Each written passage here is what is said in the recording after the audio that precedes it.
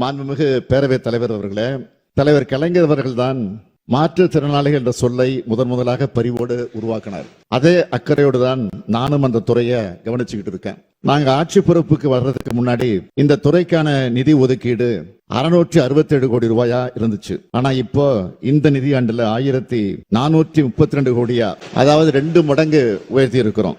இன்றைக்கு இந்த மானிய கோரிக்கை விவாதிக்கப்பட இருக்கிறது. மாற்றுத்திறனாளிகளுக்கு கருணை அடிப்படையில மட்டுமல்ல, உரிமை அடிப்படையில நாம திட்டங்களை தீட்டி வழங்கி கொண்டிருக்கிறோம். இந்தியாவிலேயே அதிக எண்ணிக்கையில மாற்றுத்திறனாளிகளுக்கு மாதாந்திர உதவித்தொகை வழங்குகிற மாநிலம் நம்முடைய தமிழ்நாடு தான். மாற்றுத்திறனாளிகள் நலத்துறை சிறப்பு வேலைவாய்ப்பு முகாம்கள் நடத்திட்டு வருது.